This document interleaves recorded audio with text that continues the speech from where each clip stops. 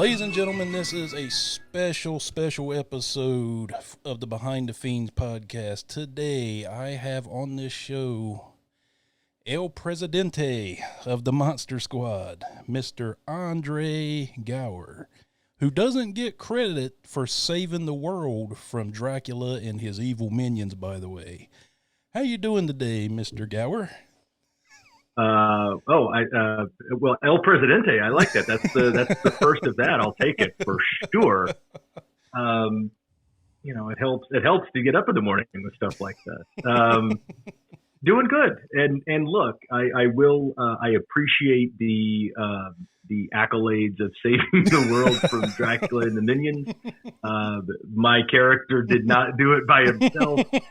We had some other bumbling kids that helped. That turned out to be badasses. And ironically, the hero that actually saves the world is the 5-year-old little girl, which is awesome. So. Yep, your sister. So right. in the movie, of course. Yeah, so she's a sister from another Mister in real life too. I love me some Ashley Banks. So. Oh, and the other voice you just heard is the show's friend, Mr. Steve Merlot. Hey, hello. What's up, Steve? Oh, it's all good up here in Western Canada. Still got some smoke from the fires, but not too bad. Just chilling out, eh? Just chilling out. So, Andre, how you doing? I know you had a little bit of a health scare there about 2 months ago, my friend. Yeah, I did. I'm doing okay. Considering, I think I've narrowed it down to there was 3 possible outcomes on that Saturday morning, which was July 3rd. I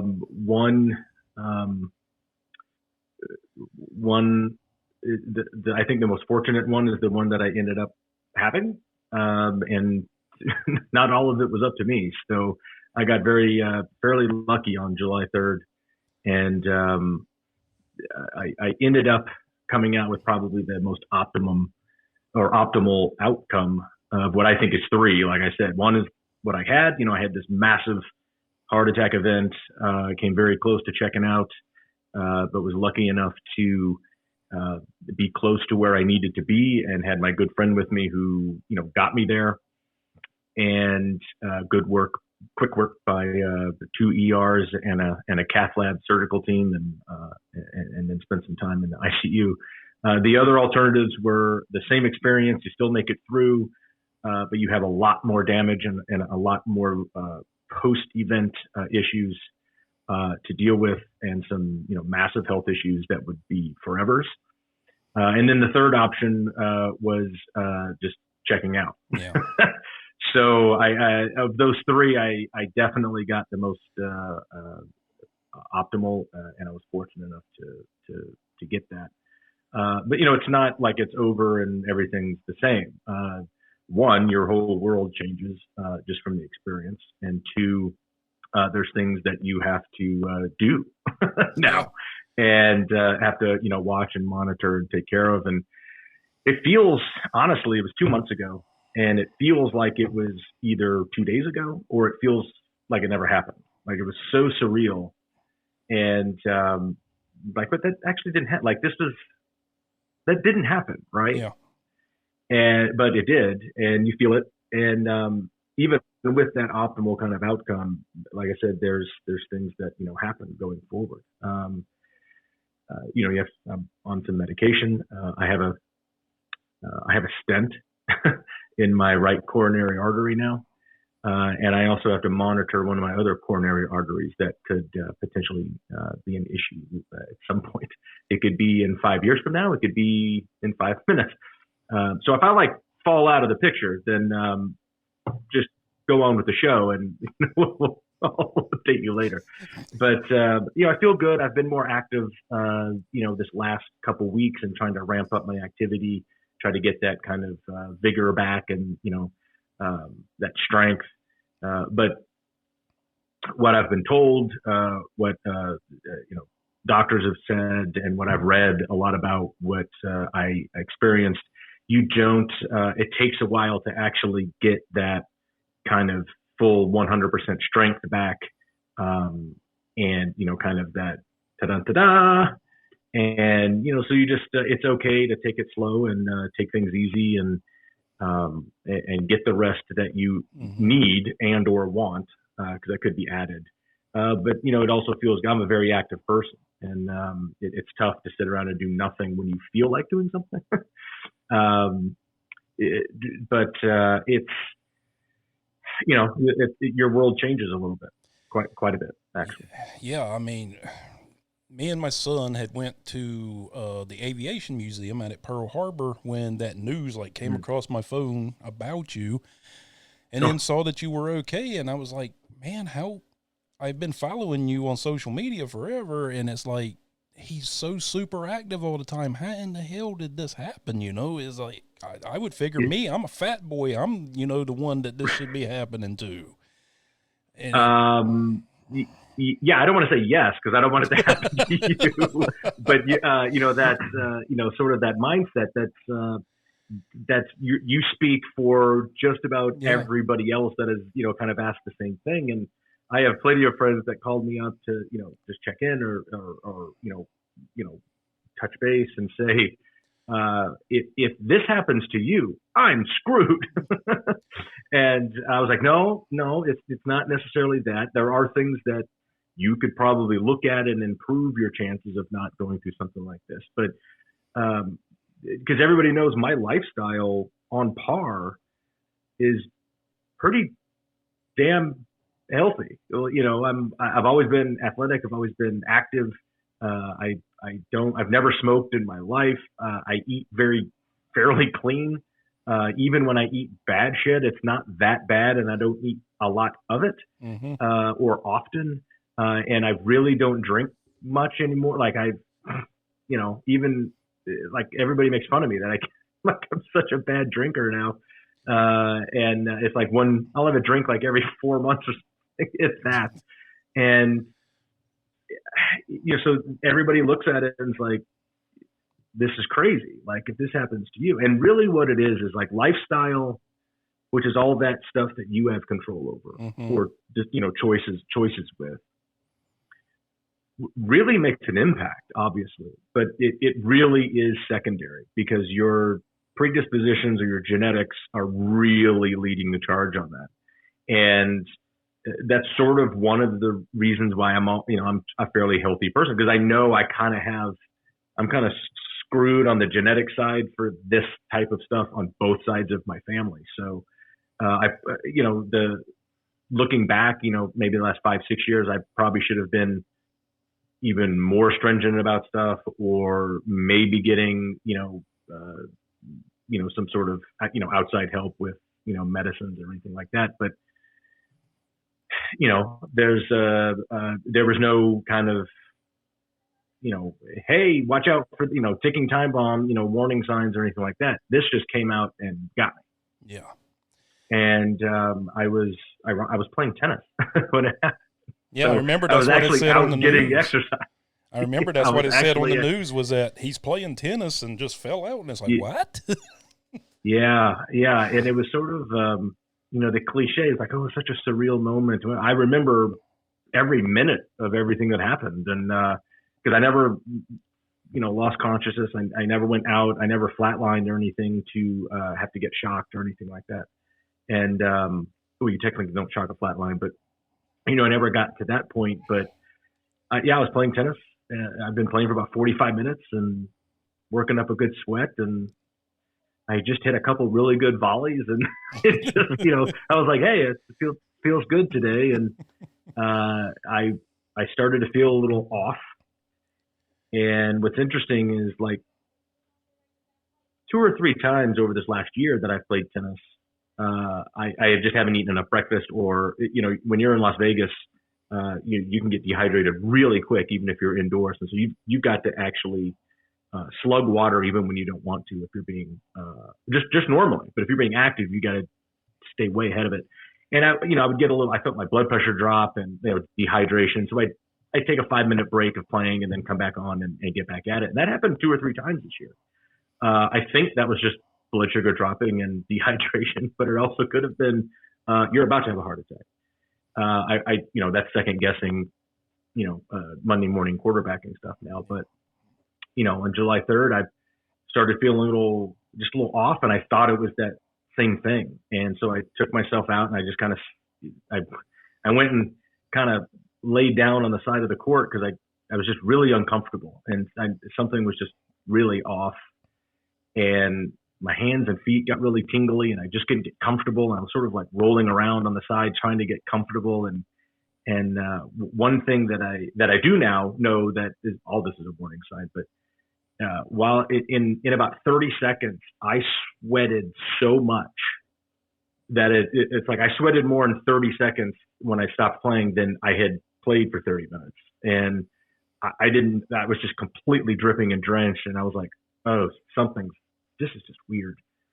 And my buddy went to go get me a Gatorade and a bite of a banana, which normally fixes everything. A bite of a banana and a Gatorade fixes everything. And I could barely sip the Gatorade, and I set it down, and I spilt it all over the shelf, and I just started rolling around in the Gatorade. And I was just off. And I stayed down there for about 10 minutes. And I started to feel a little better, but then it was weird. Like if I closed my eyes, I started feeling this rush and feeling like you saw these colors, and I was like, oh, this is not normal. And I finally pulled myself up and sat on the bench, and my buddy they kept playing, and he was checking on me every minute or two, and he came over and said, feel better? You want to jump back in? I was like, I'm actually sitting here trying to determine if I'm having a heart attack or not. And he looked at me and said, okay, we're out of here. And he came over, and he was trying to check, because my buddy, luckily, is no moron, and had actually been a EMT, years ago, and used to volunteer with the fire department and work at hospitals and stuff, and in another lifetime for him. And he was like, you don't look good, and your pulse is non-existent. Let's get out of here. And we did, and we got out, and I got up and walked to his car. There's a brand new kind of swanky little urgent care ER, like quick ER type place right down the street, and we went there first. And then once they got me set up and got leads on me, and they got a monitor going, the doctor turned around and looked at that monitor, and I knew I was in trouble. Because his jaw just dropped, and he was like, oh shit, you can't stay here. I've got to get you out of here. And then things got real, and they went to quick action, and ambulance, like in a minute or two, was there. And they loaded me up in that and drove me down the street, which was only it's like a mile and a half, 2 miles to the big hospital. And they were waiting for me, and luckily they have a whole protocol and system with exactly what was going on with me, so they were ready. And I was in that ER for about 10 or 12 minutes, and I think, if I read the report right.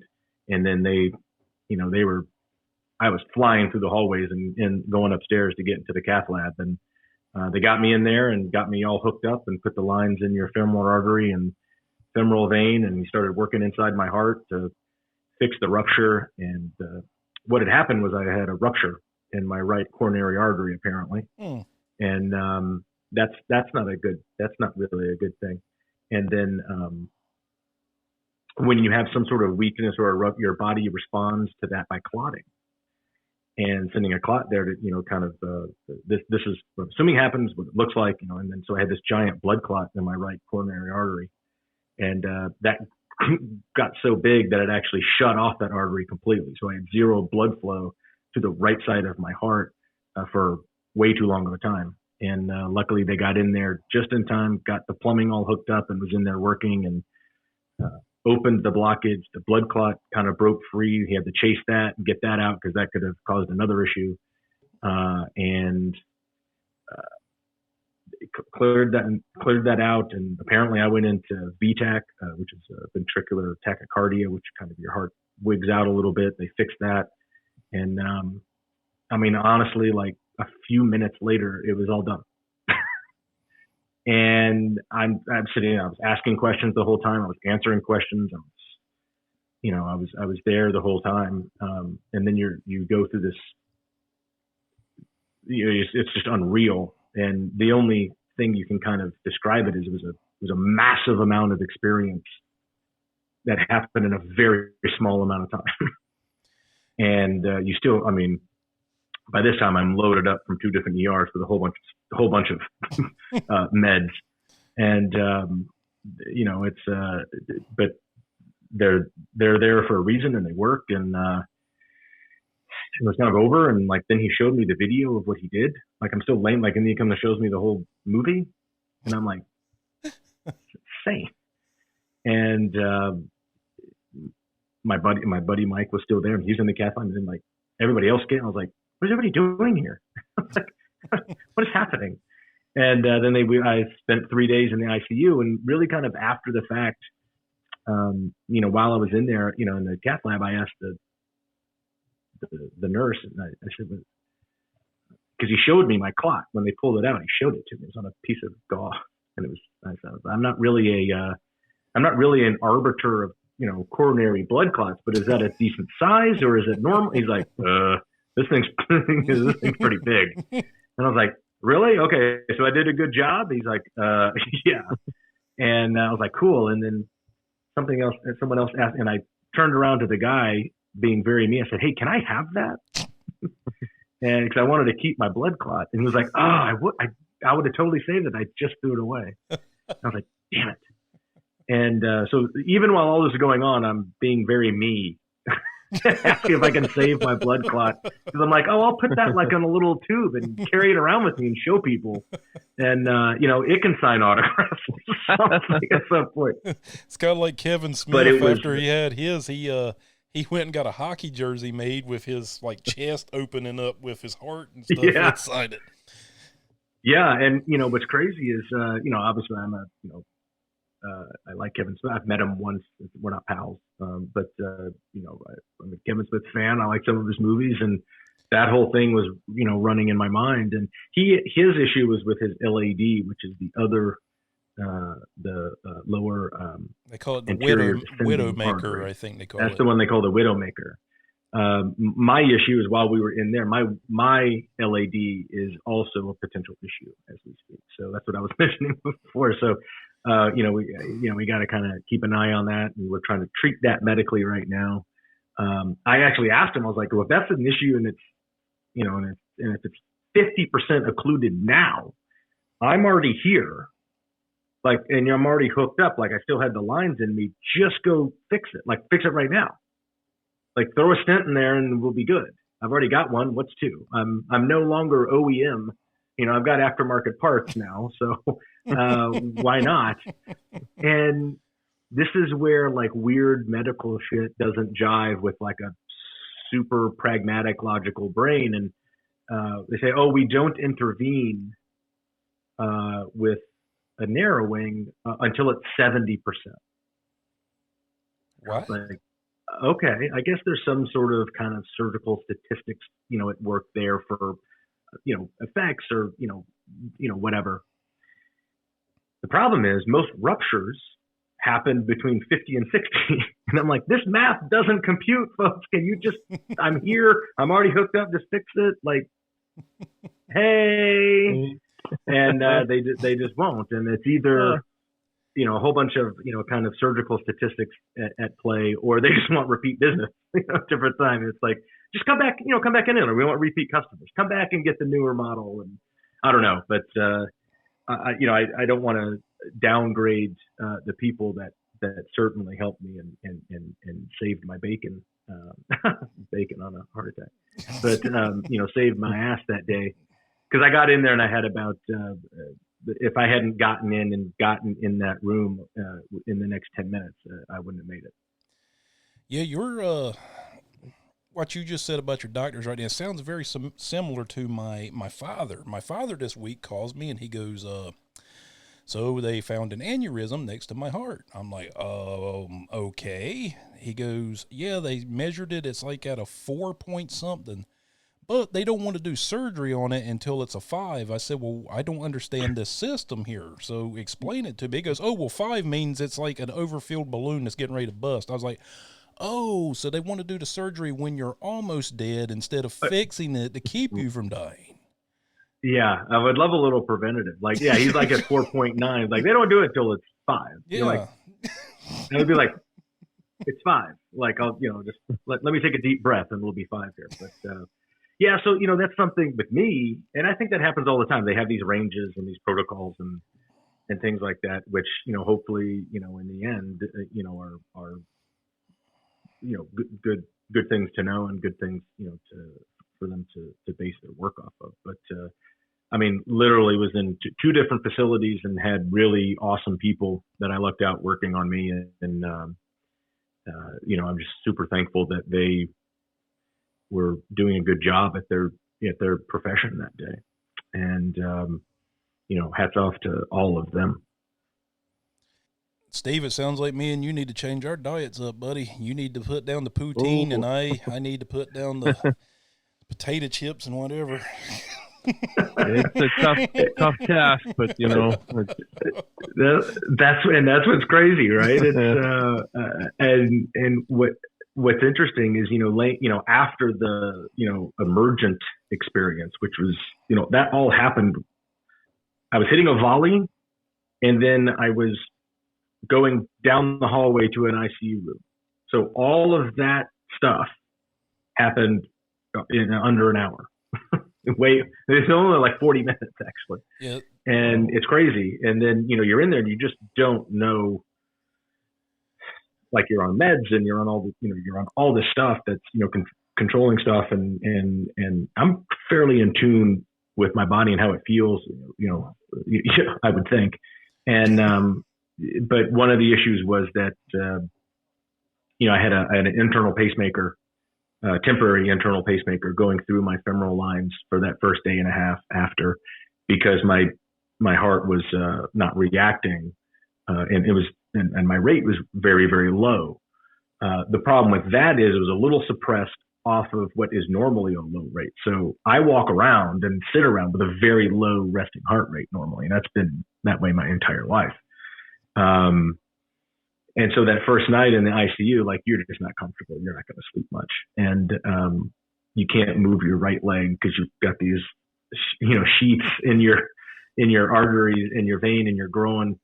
And, I mean, they're about that long. They're about 3 or 4 inches long, and they're going, so it's like, it's not real comfortable. And, I had 4 different IV lines in my arms, and, they started taking me off stuff. But, we were unsure of how much heart muscle damage, because my right side of my heart had been deprived of, blood flow and oxygen. That if I would actually, when I would leave the hospital, if I would have to have a permanent pacemaker. And that was something that I was just not happy about. When they started, it's like, well, we got to check you, maybe, I was like, that's not going to happen. Like, I'm just going to stare at this ceiling, and I'm going to concentrate and have a conversation with myself and talk to my brain and my heart and the rest of my body and say, all right, gang, let's get through this shit. And we're not going to have this internal pacemaker. So do what you have to do, rest tonight, and tomorrow we're going to be okay. And luckily, later on the next day, like, my rate had improved and it was strong. And I didn't need a permanent pacemaker because it would, work on myself. But it's weird to have a internal temporary pacemaker that's actually pacing your heartbeat at a rate that they think they want it at, but is lower than you normally would be laying in this bed. So you're getting paced artificially. You don't get any sleep. So it's a weird feeling. And you're just like, oh man. And so I had to go through that for that first day and a half or so. But luckily, the damage was minimal, and my kind of beat came back to where they removed the temporary pacemaker and then pulled my lines. And I spent 3 days in the ICU, which is, that's not where you want to spend 3 days. Yeah, I mean, I sit there and I watch your vlogs that you do on Instagram, and it was like every time I would watch them, it was like the first one you did, I think it was right after you got out of the hospital, it was like, he looks like he's been through a fight. But then as time went on, slowly more and more, you just started looking healthier and healthier and healthier. I was like, okay, good, he's getting better. Good to see. But yeah, I mean, when I looked, I was like, dude, this stuff ain't no joke right here. I mean, he looks like somebody just run up on him and got some free shots in. Yeah, and then came back and got a few more licks in, and that's that's what's weird. Your body goes, I mean, it goes through this trauma that is so kind of traumatic, physically to your biology, but then you've also got all of this stuff on board. It's like I joke with people, not that drug use is a joke. This is the point of this. I make fun of myself saying in 1 hour on that Saturday, I did two things I never wanted to do. Like I never wanted to ride in an ambulance as the subject. And then I never wanted to do fentanyl. Like, I still want to do fentanyl. And I had fentanyl on board. I had morphine on board. I had dopamine. I mean, I had all this stuff, and the special angiomax stuff, which is what helped the VTAC. And your body takes a little bit to kind of metabolize and clear all of that stuff out, which is so important in that critical moment to help them do their job. But it whacks your body out a little bit. And so John, as much as I looked like I had gotten run over and beat up and, put in the barn wet, I kind of felt that way too. But I also, I felt pretty good at that point. Just the fact that, like I said, I was fortunate enough to come out the other end in the manner that I did. Steve, you got anything? Oh, we're going to me. Yes. I mean, we can talk about. I don't mind talking about that at all, because that's the whole point. I want to tell people about my experience and hope they go. I mean, let's talk about other stuff, but I will close with on the heart attack experience. It's still an experience, like it's ongoing, and it will. But my thing is, I've always been sort of, when you think you're healthy, you probably are. If there's little things that you can do to improve, I mean, look, percentage points help, and don't feel like it's unnecessary or, macho or unmacho or whatever to go get checked out, or, if you feel something weird, just go get it looked at. What's it cost you? A few minutes? Yeah. Or an hour or two during an afternoon. And, my new kind of, slingo that I throw out there is, it's better to be wrong than too late. Because a lot of us sit around and go, oh, this doesn't feel too good. And like, I'll go tomorrow. If it's worse tomorrow, and it might not be tomorrow. So it's, if you get to that point and just go get help or get looked at, or it's, like I said, it's better to be wrong than too late. And, that's just sort of my message going forward. It's a good message. Me and you were around the same age. Steve's probably younger. What were you, 81? A little younger. 80. So, after that happened to you, Andre, I was like, okay, John, you weigh 240 pounds. It's time to change something, because if that can happen to him healthy, what's going to happen to you? And your family has a history of heart condition. So I switched my entire diet. I became a pescatarian, not a Presbyterian, but a pescatarian, ladies and gentlemen. Some people get that mixed up. Like I'll fish. say that, and they're like, you're a pescatarian. No, pescatarian. That's right. That's right. Well, you'll love my pescatore pasta that I make then there, John. Oh. Well, John, that's awesome. And I mean, if I was part of that kind of, eye-opening or, kind of holy crap, then I'll take that. I'm okay with being that guy for other people. And, like I said, just even little bits, everybody thinks it's this giant, just to improve your overall health. It's just a combination of little things, really. It's not this, everybody doesn't want to do it because they think, changing their current lifestyle to improve it are these giant earth-shaking steps, and they really aren't. It's just little things, and that's how you just pick little things. You picked a big thing. You went from, I'm assuming you were a regular meat eater prior, and now you're just pescatarian. That's a huge step. So kudos to you, man. That's big. And a lot of people ask me that same thing, and they're like, oh, so there's a lot of great books out there to read on how to, eat healthy and you're going to have to change your lifestyle. Everything changes now. And like I talked to a few people that have gone through something like this that did have to do these giant lifestyle changes. And ironic, like their big lifestyle changes, they changed to my lifestyle. They changed to, okay, I quit smoking or I don't drink anymore. And I try to be a little more active and I don't eat a lot and I eat kind of like more healthy, fresh food. I do eat meat, but I mostly just eat chicken. I like, a little, turkey here and there. And that's pretty much my meat eating. Maybe a little ham, here and there on a sandwich or on a salad or something. But I could definitely even improve what I do. And that's what I've been trying to do just because it's, you feel better. But they're just little things. That's the other message. It's just little tiny steps. And that's how you start stacking those little steps and they become big impacts.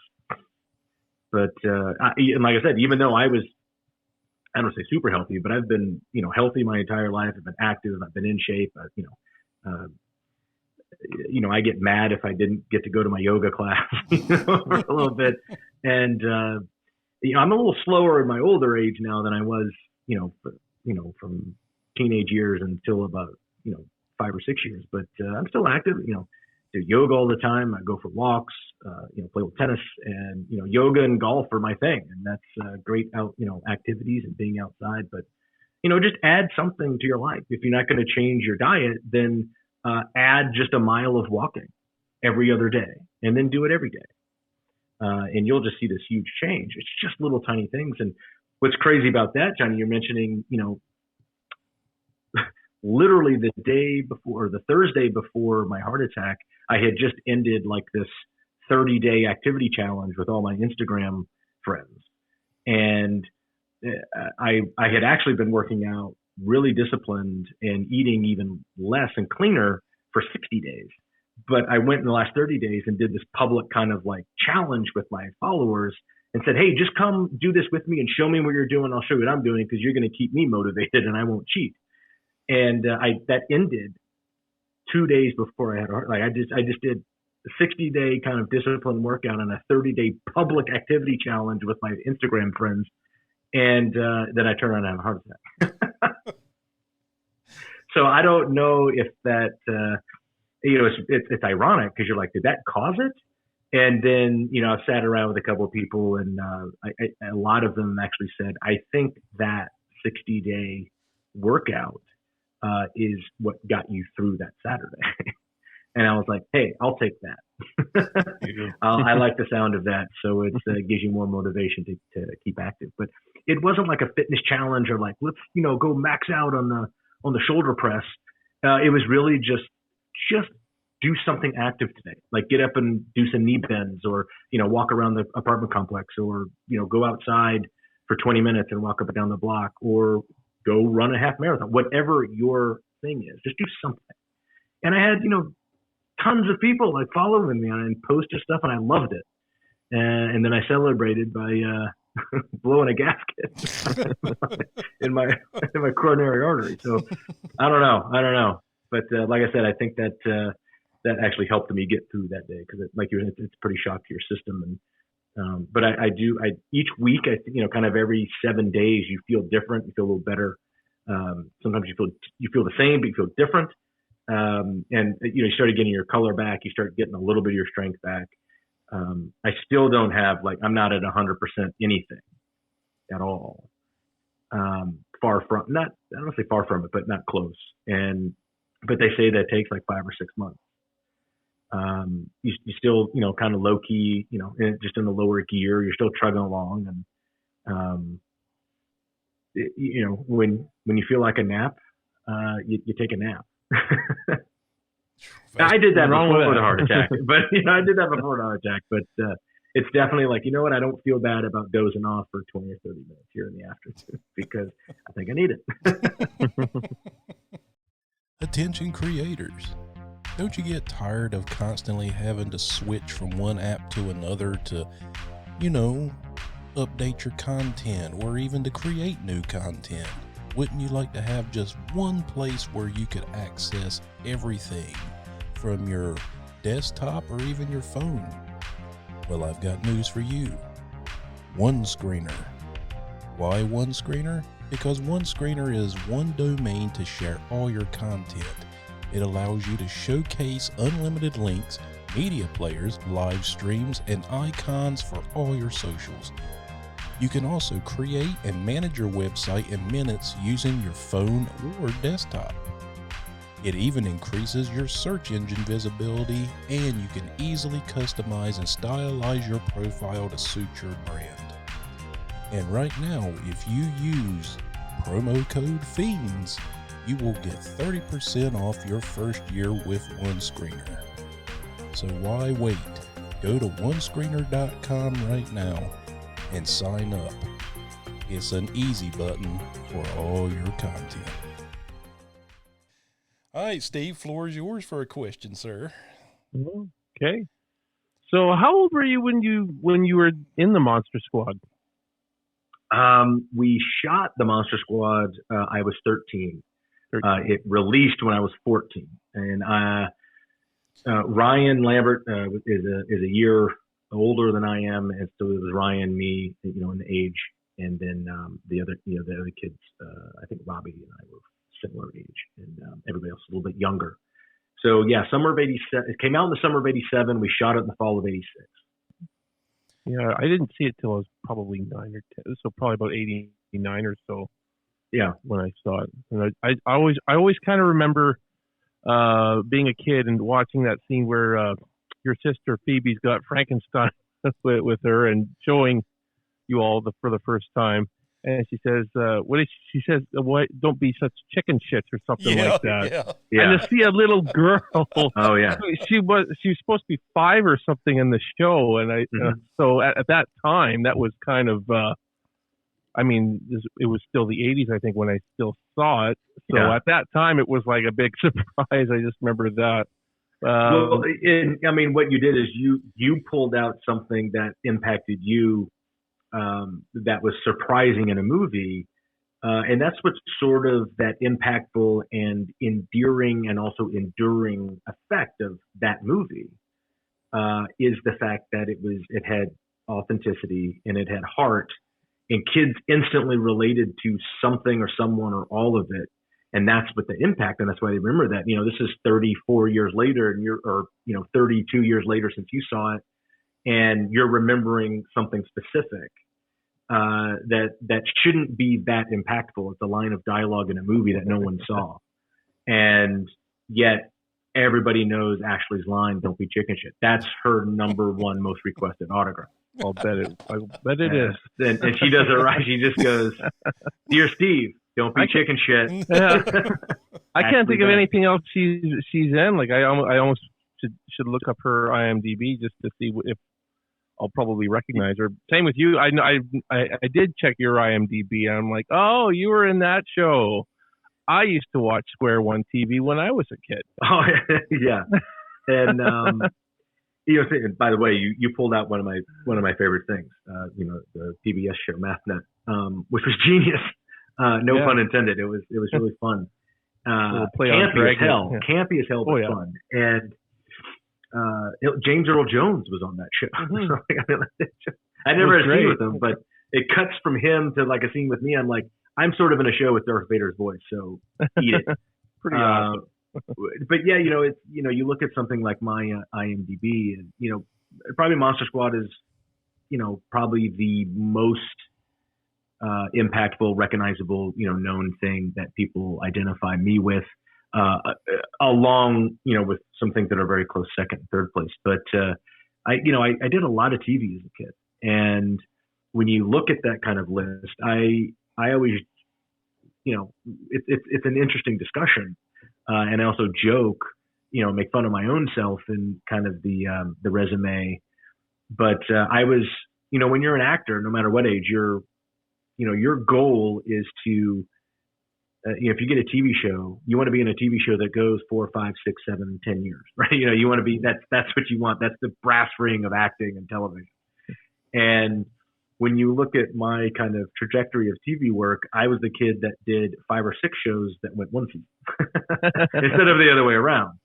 And what that is it's a testament to kind of two sides of the industry. I was fortunate enough to have those opportunities and get those jobs. The shows just didn't continue. Like the longest running series that I did where I was a regular character was 2 seasons. And that was Valerie, but wasn't it? Well, that was actually Mr. President with George C. Scott. Yeah, when I joined the Hogan family cast, that was as a friend, and I was a recurring character, and I was supposed to do 5 or 6 episodes that season, and I was supposed to be in most of the episodes the second season, and I only ended up being a recurring character on that for 1 season. But I have lifelong friends with Danny Ponce and Jeremy Licht from that show. So they were two. Jeremy was one of the first people that texted me that weekend when I was in the hospital. So that was awesome. But yes, it's one of those things that I like to poke fun at myself that I was that TV kid that did 5 or 6 shows for 1 season instead of 1 show for 6 years that everybody knows. But we all have those stories. If you grew up in that time and in the industry, there's shows that you didn't get that you wanted. There's movies that you almost got, but someone else got it. And so you celebrate them, but you kind of be like, I really wish I had done that movie.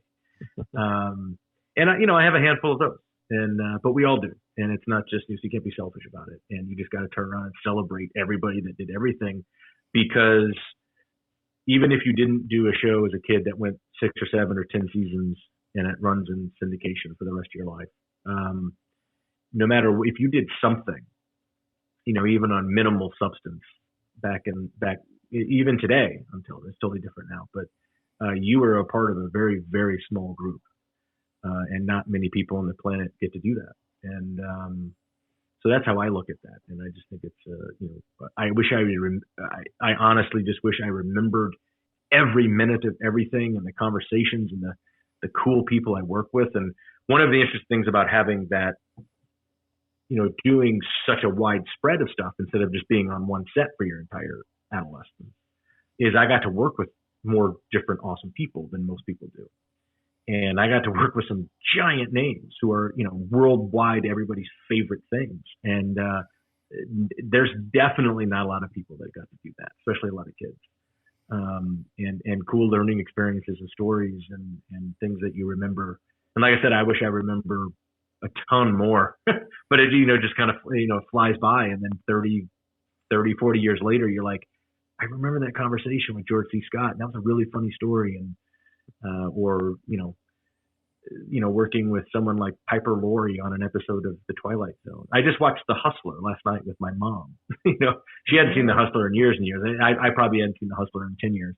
And, 'cause, they're both fantastic in that movie. And George C. Scott's like the third lead in that movie. And, it's what's crazy about that movie. The Hustler is a fantastic film. It's certainly not uplifting whatsoever. It's a very dark story. But of any movie of all time that kind of has that kind of 1 degree of, the Kevin Bacon game, is The Hustler, because my sister was in the business before I was. She was a couple years older, and her biggest thing is she was in the huge disaster movie, The Towering Inferno, and she's the little girl in The Towering Inferno that Paul Newman saves. And so I watched that movie my entire life, and that's a gigantic broadcast of amazing people too. But Paul Newman, I knew who Paul Newman was at a very, very, very young age, because I was on that set when I was like 18 months. I was like born and I was on that set. But so my sister got saved from a burning high-rise by Paul Newman, who was a guy that did a movie called The Hustler. And then I grew up later to do a television show with George C. Scott, who's in The Hustler. And I also did an episode of The Twilight Zone with Piper Laurie, who's in The Hustler. So it's like, these gigantic, iconic faces and names. And I have like less, I have a 1 degree separation to all 3 of them. So that was interesting. That was fun to watch last night and see that movie again. Yeah, I didn't know that you actually played in T.J. Hooker with old Captain Kirk. Yeah. So and not only was eye on T.J. Hooker. I was T.J. Hooker's son. So it was, that's certainly another, hell, that would have been as a solo claim to fame. That would have been awesome. But I just get to add it to the list of all this other cool stuff. There's one question that I seen on the internet, and you would be the one to answer it. Was Liam Neeson originally supposed to be cast as Dracula in Monster Squad, or was that something made up? That's about half accurate. He was a young actor at the time, and he auditioned for Dracula.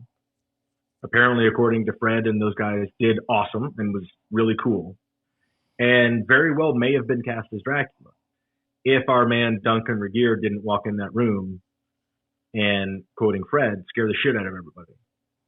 And because Duncan just has this presence that is unmatched on screen, and if you're sitting having breakfast with him, it's just this presence. And he became Dracula in that moment. And the Liam Neeson story continues because there was a scene in the original drafts of the script. That's where we go into the creepy house to find the amulet. And that scene was a lot longer and a lot more involved. And when we walk into the house, in the original drafts, there was a guy there, like some dude. And I think he's supposed to be like Van Helsing's great grandson or something. And he's like, "Oh, hey, I'm here looking for something. Maybe you can help me." And I loved the scene in the original script drafts because it was longer and deeper and scarier. And if you ever watch, most movies are, but if you definitely watch something that was written by Shane Black and Fred Decker, or one of them as solos, their movies are a series of setups and payoffs in scenes, in acts, and in the whole story of the movie. It's just a constant series of setups and payoffs.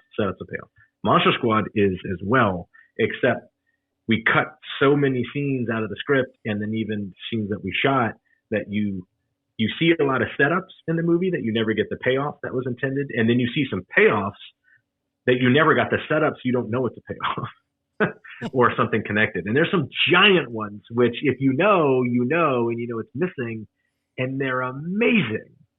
But it doesn't really diminish if you don't know. And the scene in the house when we're hunting the amulet is one of those payoffs that you don't know, that we never see. But we get the setup with Scary German Guy saying, "I'd have thought I was a vampire if I wouldn't have a reflection." And so we're like, "Oh, wow, this guy knows about vampires." Or we say, "We know about monsters." And he goes, "Now that you mention it, I do." And then we get the Holocaust reference, which takes you to a whole other, other thing as a young teenager watching that movie. But as we go to this house, there's this guy there, and he enlists our help, and we start going down underneath this house to get the amulet. And as we pass this big mirror, he's not there. And it was my character, Sean's character, actually sees this and goes, "Oh shit, we're in trouble! Everybody run!" And so that's what starts the running and the going in and out of the different levels and the secret passages of this house. And it turned, it was supposed to be this big like Scooby-Doo sequence, and we were supposed to, kind of encounter a different monster on every floor. And they ended up rewriting the script on the day that week we were shooting near that house and doing those scenes. And I guess at the last minute, they just decided to rewrite it, smash it all together, and not have that guy there. But they had cast Liam Neeson as that guy, and he was on set all day. They just never shot the scene. So he auditioned for Dracula, didn't get it because Duncan is Dracula. And then they said, "Well, hey, let's use that guy as kind of this Van Helsing grandson because that would be kind of perfect." And then he never got to shoot the scene, which I think is one of the. There's two big things that are missing from the final cut. That one didn't get shot, and the other one actually did get shot, just didn't make the cut. And I thought it was a huge filler of kind of story hole, and it sets up the payoff at the very end of the movie with the scene with Ryan. And so those are when and it's missing. And you're like, "Oh, that's so good. Why isn't that in there?" It is not in there. It's not like it's that long of a movie. If it complete. Yeah, no, it's super short. What we have now is super short. It's like 83 minutes, and I think there's 10 or 11 minutes of actually shot lost scenes that got on the DVD of 2007. And then there's actually some scenes that didn't get put on that. So there's a couple extra minutes, but the big one takes place in the cold open, and it explains a lot to the whole entire story.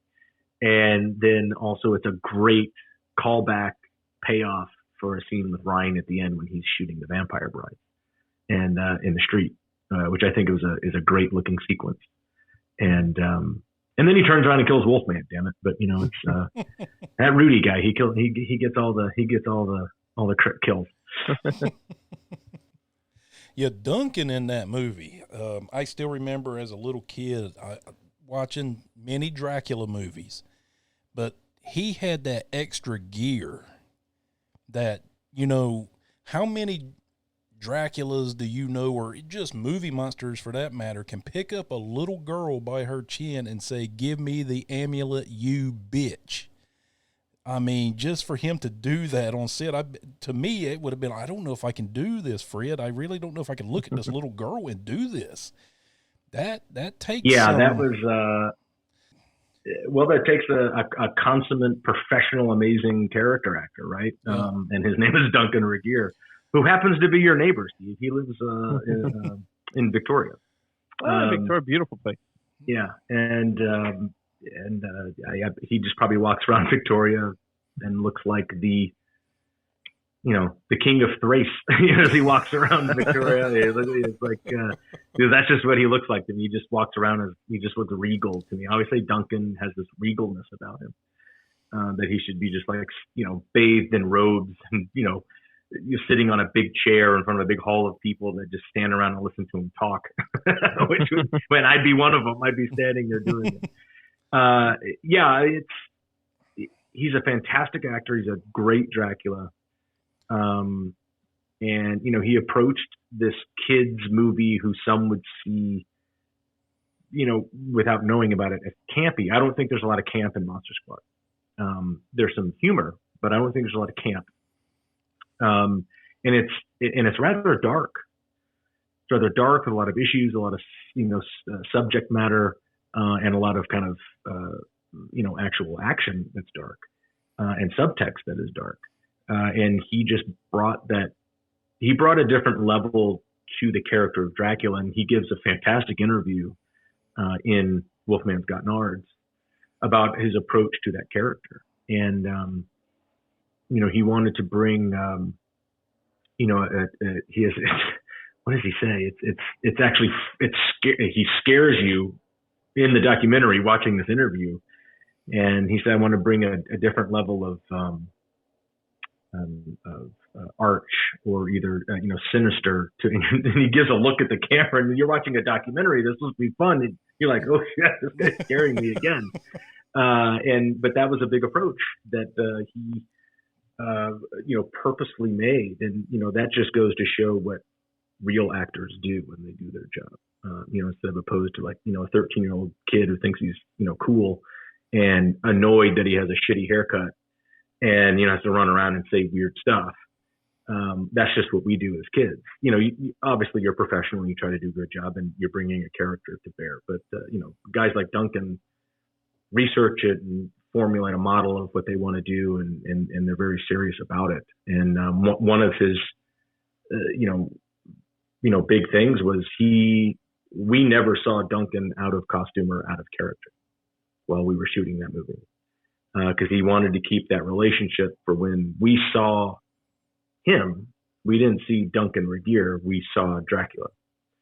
And especially for the little ones, especially Ashley, because, especially in, talking about setups and payoffs, that was a 3-month ordeal for him to, like even on downtime at lunch and, makeup trailers. And we never saw him out of makeup. We never saw him out of character, out of costume. It wasn't like he was walking around throwing the Frisbee around with us or anything.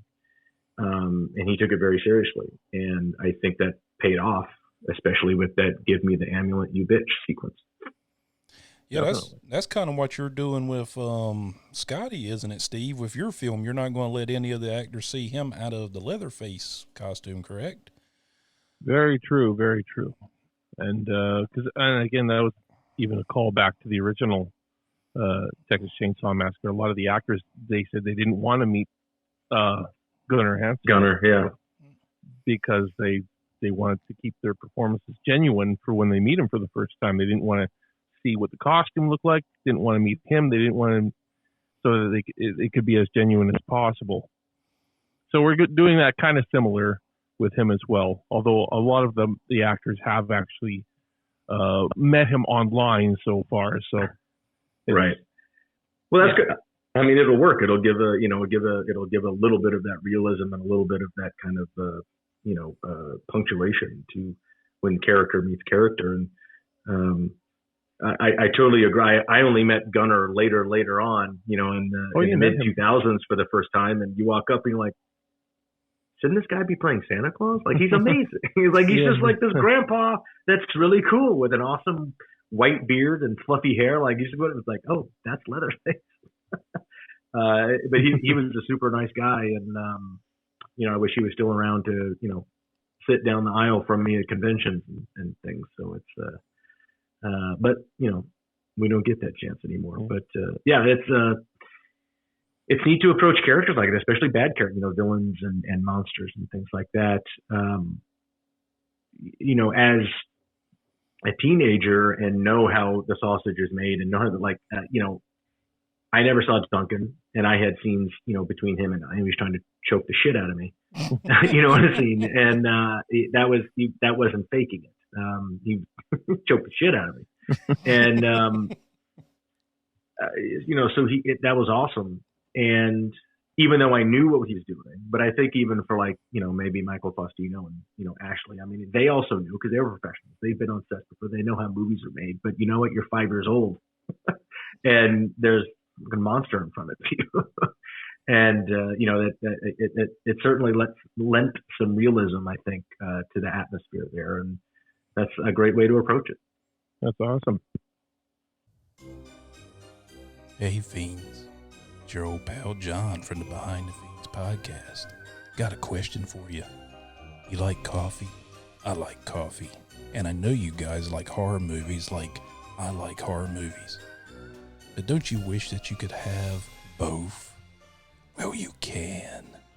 Famous Monsters Coffee. Famous Monsters Coffee is some of the best coffee out there. How do I know? Because I have some. My personal favorite, as you might guess, is the Wolfman and also Frankenstein. But that's not the only ones they have. They also have Dracula, Mummy, and the Phantom, to name a few. But right now, if you use promo code FIENDS, you will save 20% off of your first purchase from Famous Monsters Coffee. Go now to famousmonsterscoffee.com and get you a cup of that spooky ookie. And don't forget to tell them that Behind the Fiends sent you. Ooh, ooh. Got another question, Steve? Oh, yeah, fire away. I thought this was your show there, John. I want to share in the wealth. Yeah, well, that's all good. Well, I'll ask questions that hopefully that you weren't planning. Hopefully, we should have went over our question list together. Do you still keep in touch with anybody from that movie?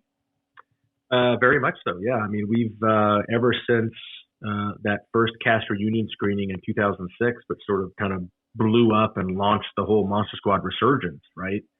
Every year we're busy doing appearances and conventions and screenings and festivals. 2006 going into 2007 enabled me to reconnect with Ryan Lambert and Ashley Bank. And because we see each other every couple of weeks on the road, or every couple of months, and then we all lived in the same town, so we see each other then. It enables a chance to reconnect with Fred and hang out with him, whether it's on the road at a convention or at his house. We got to reconnect with Stephen Mocht. Duncan, almost everybody that we work with, we get to, kind of, reconnect with and see. That went to whole other levels when Ryan and I, kind of reconnected, and we had both moved back to LA right at the, kind of in the same time frame from different places, and, just hung out all the time.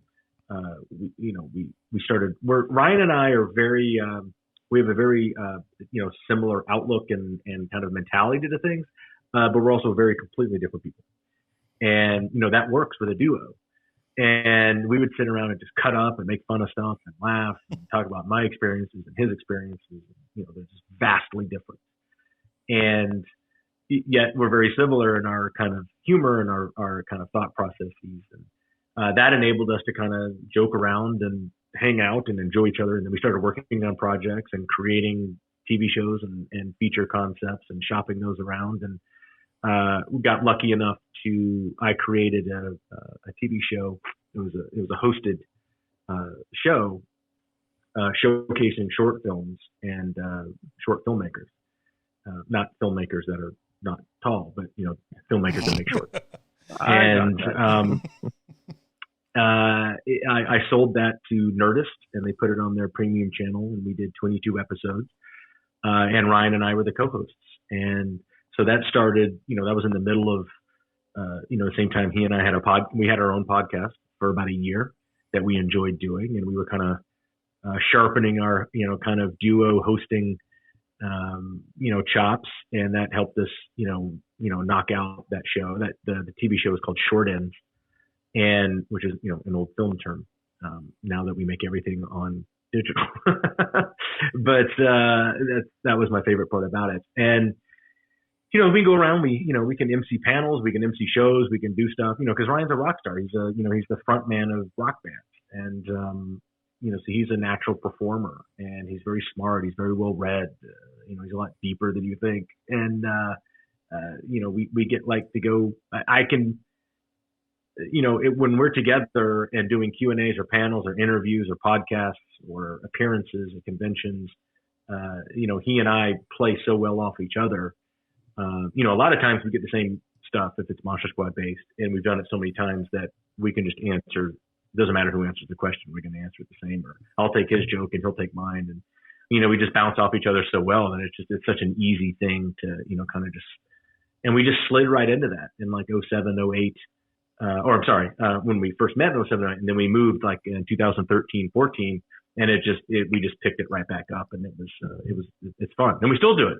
I just talked to him yesterday because we are.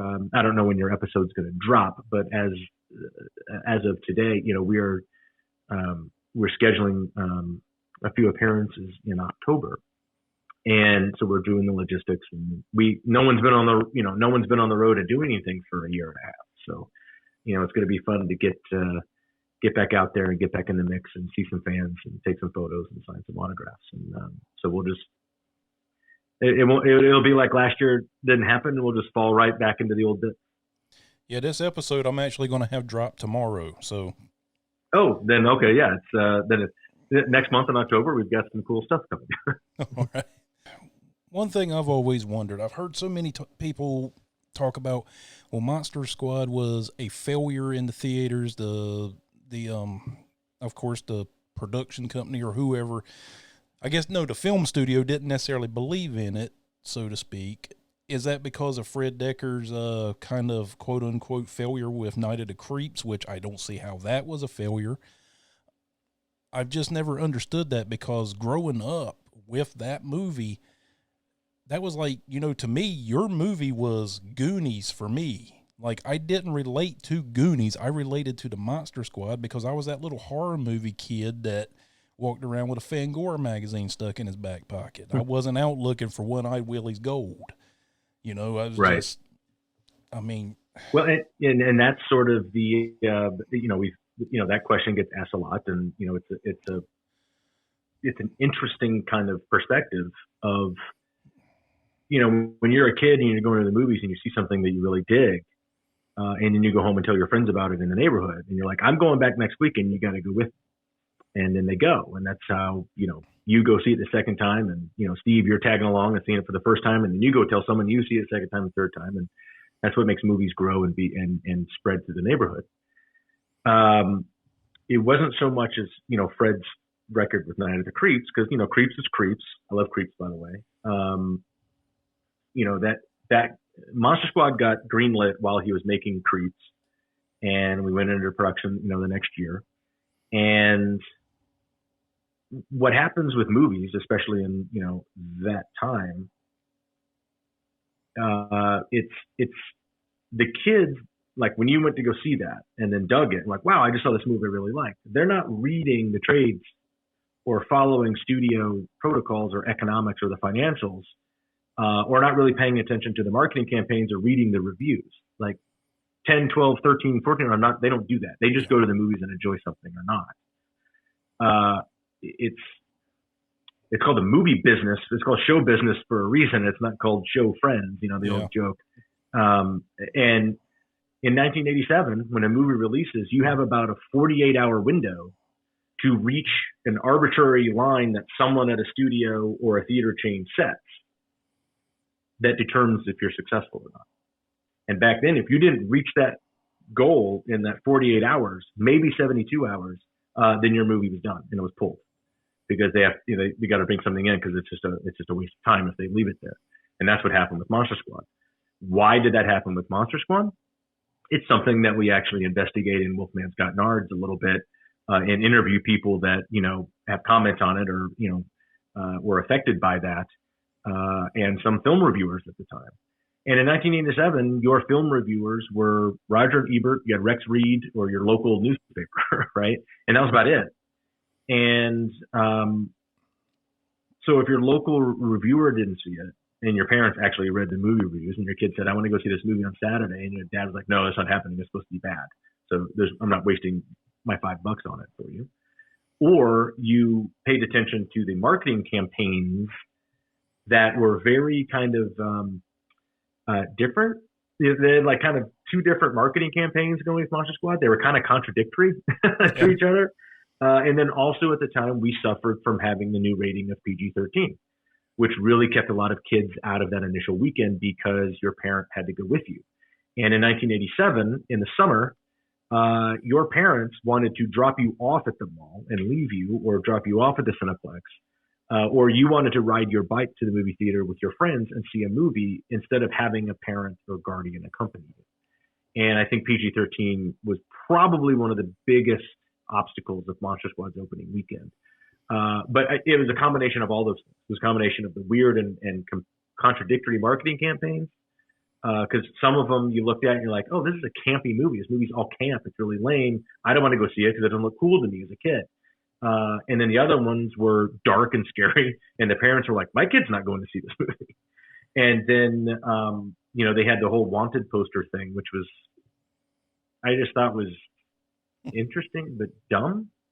It was sort of like a call to action campaign before the internet. So there's no like website or QR code to scan to find out what they were talking about. Yeah. It just had, mugshots of the Mummy and Dracula, and it actually wasn't Duncan. It was this other guy that didn't look anything like Dracula, or didn't look anything like Duncan as Dracula. And then it had really campy, kind of reasons for why they were wanted. And, I thought it was interesting and maybe like a neat vibe, but that should have been like a side thing. It was just really weird. And, we comment on that, in the documentary a lot. And we even pull out one of those wanted posters with the Mummy. And, it says something like, wanted for offenses, armed, armed, bandaged or something. Something else dumb, and then it says wanted for statutory rap. Oh God. And you're like, yeah, that would be a big old. You're like, who thought of that? It's not even funny as like a tongue in cheek. You're like, we should put statutory rap. This is 87, of course, so yeah, we think of things differently now, luckily. But I think I make a joke in the doc. I think if you were that ad exec that came up with that, if you said that today in a meeting, you'd be cleaning out your desk within 5 minutes. And but it got put on giant posters and billboards. Which so that's just like apparently like who's gonna go see it? Like what is happening in this movie? And then another thing that happened in parallel with all that was it opened 2 weeks after The Lost Boys, which was a giant smash, and that was a little geared towards the 14, 15, 16-year-olds. And the problem with Monster Squad when you watch the movie, it's a little too kid-like for the 14, 15, or 16s. They're like, I'm going to go see this other movie. That's cooler because I'm 15 or I'm 14. I'm cooler. That's a kid's movie. And then the kids seeing this movie like 9, 10, 11, like their parents were like, my kid's not going to see this movie.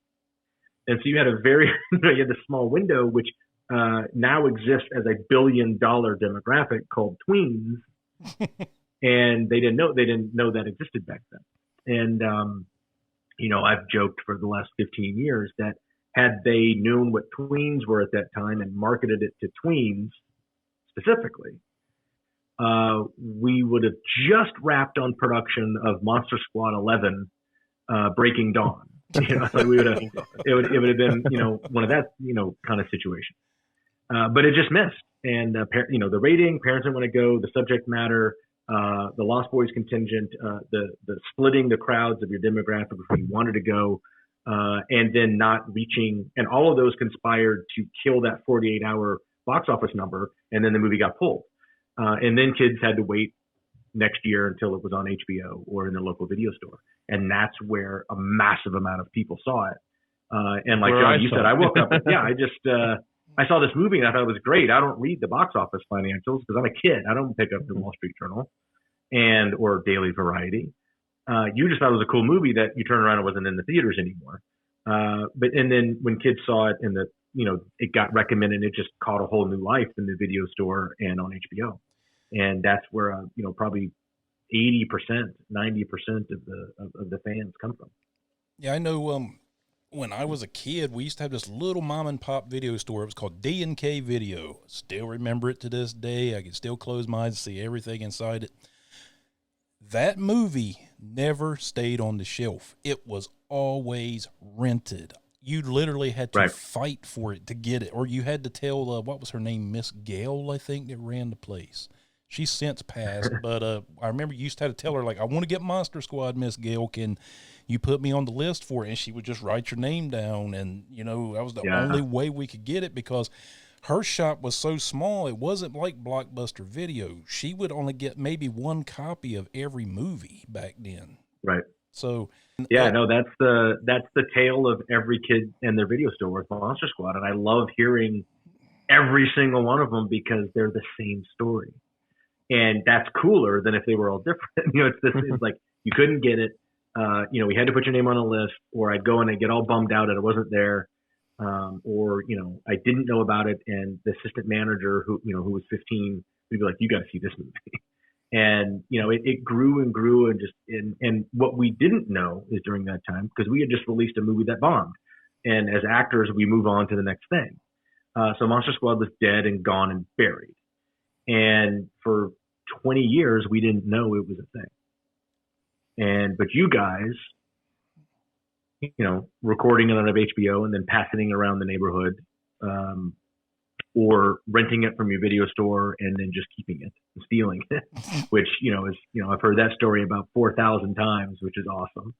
And, or you rented it so many times that the manager's like, just have the movie, get out of my store. Just keep it. Like, you come here every Saturday and just own it. Just take it home, go away.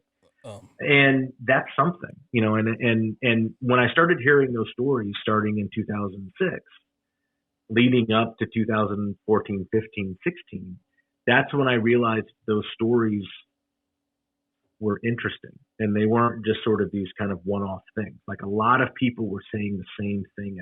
And then it evolved into how this movie impacted these kids that saw this movie and for what reason. And you hear that for 4 or 5 years and you're like, oh, this is cool. Like, people are still talking about this movie. This is great. I feel good. It's a little bit of ego rub.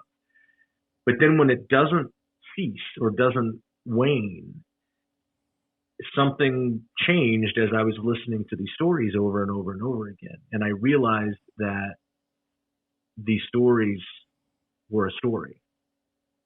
And that's was kind of the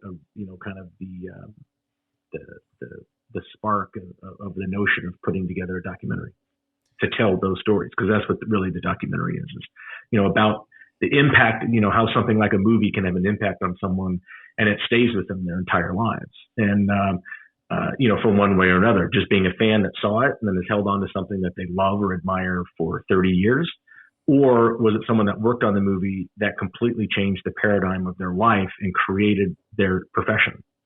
And, so we run that gamut with people that have experienced, all told through the lens of people that experienced Monster Squad. See, growing up, my grandparents were responsible for me being a horror nerd. They brought me up on, the old classics of Universal Monsters, and then the cheesy 1950s movies, and the Ed Wood Plan 9 from Outer Space, all that stuff. And when Monster Squad came out, I always, and I'm pretty sure you've heard this from others, I was like that kid that felt like I was on an island unto myself, where I was this weird kid that loved horror movies, and everybody would look at him, because I grew up in a neighborhood that was full of devout, like Baptist religious Bible thumpers, and here's this weird Evans kid just walking down the street, and his room is decked out in Friday the 13th posters and all that. Does he like worship the devil? It was just crazy stuff like that. But right, it related to me in that it was like, wow, Sean, Rudy, and Horse and all them, they're like me, and so it was almost like I was hanging out with friends on a television screen. That's how it felt to me. That's why I loved it, and that's why it connected with me. And still to this day, 45 years old, I still feel that for that movie. Mm-hmm. That's, you hit it when you started, talking about it.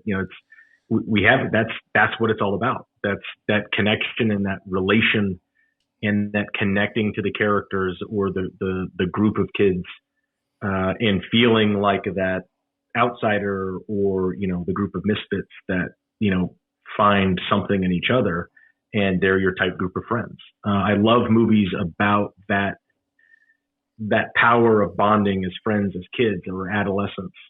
And I never really saw that in Monster Squad until, many, many, many years later. And we started really kind of realizing it was a thing with people. But that's why something like Stand By Me is one of my favorite stories of all time, and a great movie.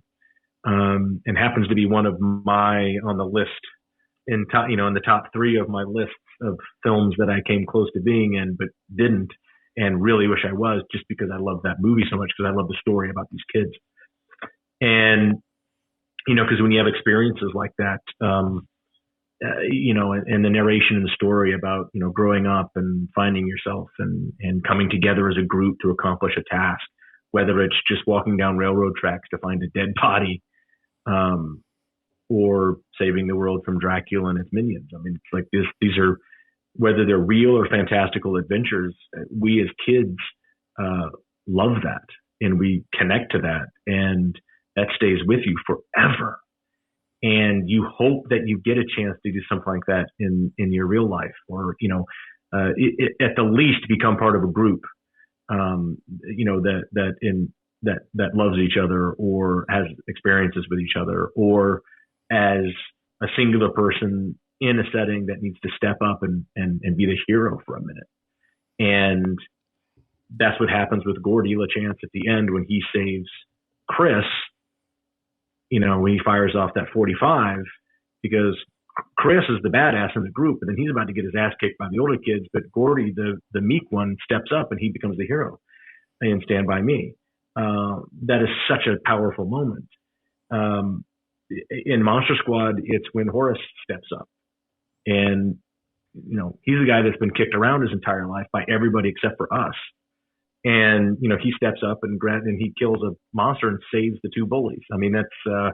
That's an ultimate kind of, step up badass moment. We all strive for that. We all grow up wanting to be that hero, whether it's, in a historical knight in shining armor, or, pirate adventure, or a futuristic sci-fi thing. I mean, Steve, you're sitting and reading out a Return of the Jedi poster behind you. That's Return, right? Yeah. We all wanted to be Luke Skywalker. Definitely in that film. Yeah. And, and I think Monster Squad, we've learned over the years, has really, that it really kind of connected with people in that sense with certain age kids. But what's interesting is you didn't have to see it in 87 or 89. You could see it when you were 12 or 13 years old in 99 and still feel the same way. And that's another amazing kind of result that we've seen over the last, 15 years that, we talk about in the documentary we have this whole second generation of fans that are actually the offspring of the original fans, but also included in that second generation are kids that are younger or saw it in college in the 90s or in film school, or their buddy saw it or something, and they just connected with it like, how did I not see this movie? Or I wish I was, I'm glad that I have a DVD to see this movie because I wasn't alive in 87.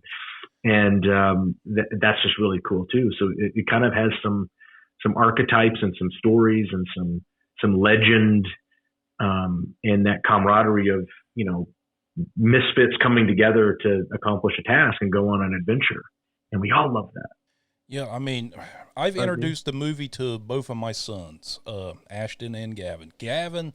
Ashton's, he's a little bit different from his old man. He's not so much into horror movies and stuff, but Gavin just eats up the 80s. He loves 80s music. He loves 80s films. And every now and then, this little 19-year-old kid, well, he ain't necessarily little anymore, he's 19 now, but he said something one day that resonated with me when we watched it, as I was getting ready to do this with you. He said, "Dad, have you ever noticed how this movie came out in 87, but it looks like it could have came out last year?" And I never looked at it that way, but from, Stan Winston's effects to everything, the way it was shot and how the film is held up, he's right. But I never quite saw it in that way until he brought it up. Yeah, and you're looking at the kind of physical, visual stuff. Most of it does hold up well. The only thing kind of dated is some of the wardrobe, but if you know brands and style at the time, but and that's totally okay. But what's weird is that all that stuff has come back and is super popular and sort of this hodgepodge current teenage fashion thing that's going on right now, where nothing matches and nothing fits. So it's kind of interesting. There's like a bunch of like colorful hobo kids running around. Yeah. I haven't seen Bugle Boys yet. Bugle Boys hasn't made a comeback. That's right. And but it's those archetypes and those stories those are timeless. That's just about the human condition. And I've had some people say some interesting stuff over this last year as we're promoting the release of the documentary and talk about Monster Squad and in depth. And they say the themes and the relationship stories and the archetypes, if you're into Jungian psychology, the archetypes that are in this movie are timeless and they don't expire. And so I think we'll be watching movies like this, and including the Monster Squad especially, this is me quoting other people, in 2050, and having the same kind of impact or takeaway, and we won't give a shit about Avengers movies. Yeah. Because they don't have that. They're amazing and they're great stories, but they're pure kind of visual fast entertainment for right now. There's not really any, where's that, there's no kind of like human, lasting things in there. There's some feel good stuff, of course, and people caring and how you should step up, but it's really just these, crazy adventures. But I think movies like Monster Squad and Stand By Me and all that, it's crazy that Stand By Me came out, 85-ish, and took place in like 55, which was only 30 years after the time frame of the story. And, Stand By Me is now almost 35 years, we're 35 years past that. And it still holds up and it's fantastic. So I think movies like that and Monster Squad probably will endure. I mean, even another movie that not many people probably remember. We, of course, us 80s kids remember The Explorers with River Phoenix. Oh, yeah. Sure. That movie, that connected with me because I always wanted to be that kid that could build a spaceship and go up and meet aliens, you know? It was... Who didn't? Yeah, it resonated with me, and it still holds up. I mean, not as well as Monster Squad. It is kind of dated when you watch it, but I think it came out in like 84, 85, somewhere in there. I think Explorers was 84, 85. I screen tested for that movie. Wish I had done it. Oh, yeah. You know, it had those pukingly good-looking kids and very good actors, and Ethan Hawke and River Phoenix, and Ethan Hawke. you know, those guys were, you know, even as kids, a different level. You know, they just had, you know, something, another gear, and Ethan Hawke still has it. My other movie one of them that I really wish that I had gotten that I came very close to was Dead Poets Society, and it was for the Ethan Hawke character. And could I have played that kid? Sure. Was Ethan Hawke better? No doubt. I mean, he was so young but powerful in that role and brought so much to it. That's why it's such a good movie. But yeah, those are stories and adventures where are our adventures now? And that's why everybody, even adults of our age, resonate with Stranger Things. And that's why kids resonated and connected to Stranger Things, because it's about kids going on an adventure. And what Stranger Things did, you know, according to the Duffer Brothers, is they wanted to make something that just smashed all of the stuff that they grew up on and liked. You know, they wanted the same feels, even though they're a lot younger, didn't grow up in that time, but they grew up liking that stuff. And they wanted that same feel. And they just, you know, had their writers, you know, cram all of that kind of feel and aesthetic and visuals into it. And I think that's probably, I'm sure there's more. I don't consume as much content as a lot of people, but Stranger Things fits that bill and checks off those boxes. And kids were like, wait, I can ride my bike into the woods and like go on an adventure with my friends and get creative and have to solve a problem. And that's what we grew up on. Now it's just everything's kind of spoon fed to you, you know, scan your app and click this QR code, you know, you get the answer, and, you know, cheats. And I don't understand. Like, I'm not a big gamer. Even like my last game system was the first Nintendo box. So, you know, the first, was that NES? Is that NES? Yeah. The very first. Yeah. So when Mario came, that was my last game console that I ever owned. I enjoy I love video games. I think they're adventures and they're hard things to figure out. But then like when PC games and all this stuff and there's cheat codes and you can figure stuff out, I'm like, a cheat code? It's exactly what it is. You're cheating to win the game. Like, why can't you figure What's the fun in that? do the work and figure it out? If you can't get it, then you didn't get it. And I think that really just kind of maps out what's happened in the last 20 years, you know, with kids. The fact that there are cheat codes in games to get you to the next level without figuring out the level. And I'm not really sure if these games are that hard. But I played much harder games on PCs back in the day when it was just MS-DOS and you had to pull in like string things like go left, look in box, find, oh, nothing there, go through door, anything there? No. Okay, what questions do I need to ask to get out of this room? You know, things like Space Quest and things like that were amazing. I don't know. I just think that's kind of indicative of where we are. But look, I don't know where we are today. I'm officially in the beginning stages of that old man demographic. Yeah, it's like, so, you know, back in my day. I don't feel like I'm in the beginning of it. I feel so out of touch these days. But. Yeah. You know, I was marveling at the fact today, and I was talking to my buddy. I don't want to poo-poo anybody's kind of fun or activity or their current profession, but we have professional tag leagues and professional cornhole tournaments. And I was like, wait, I could have been a professional cornhole player? Like, I would have made different choices. Like, if I could be on a team with a uniform and travel around and compete and win money playing cornhole, yeah, I would have played a lot more cornhole. Because I'm pretty good at corn, and I'm really good at tag. But, and I was like, but it brings you back to that kind of kid adventure type thing. But I was like, these aren't kids playing cornhole or tag. These are like grown men. I'm like, I don't know if this is a good thing or a terrible thing. I'm still figuring it out. Yeah, my youngest son comes in one day, and I actually walk in the living room, and I'm like, who are you watching? He goes, oh, it's this gamer guy named Ninja. I was like, Ninja? And he goes, yeah, he plays Fortnite. He goes, Dad, he's like super good. He makes $50,000 a week. I was like, he makes $50,000 a week playing this stupid game? Yeah, well, he doesn't make $50,000 a week playing the game. He makes $50,000 a week because millions of kids are watching him play a game. Yeah, and they get more enjoyment out of watching Ninja play Fortnite than playing Fortnite. I was like, and what? Fortnite was weird. Like I knew it was a huge thing, and I'd never played it. I'd never even seen it. And I'm over at one of my longest best friends from high school, house, and he's got 3 kids and a giant TV, and they're playing. And his middle son Max said, "Hey, do you play Fortnite?" And I'm like, "No, I'm 45. It's like I don't play Fortnite. Not that there's not any 45-year-old Fortnite players. I know there are. There's probably gazillions, and nothing wrong with that. But I just don't like. No, I've heard of it. They're like, oh, you got to play it. And so they made me play Fortnite with them. And I was like, oh, so this is the phenomenon. So, okay, you land on an island and you have to move.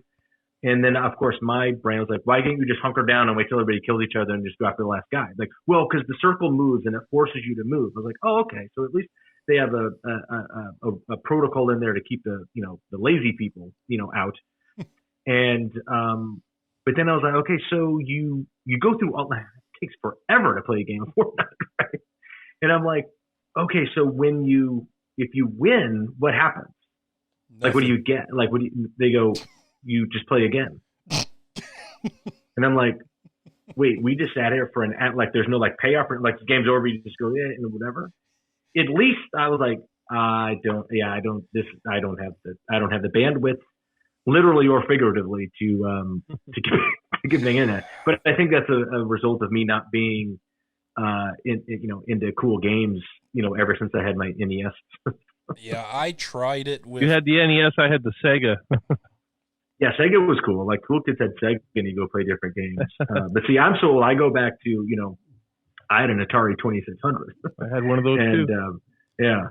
But what was interesting about that, my Atari 2600 was given to me by the Atari Corporation because I was the kid in the E.T. Atari commercial, video game commercial. Ooh.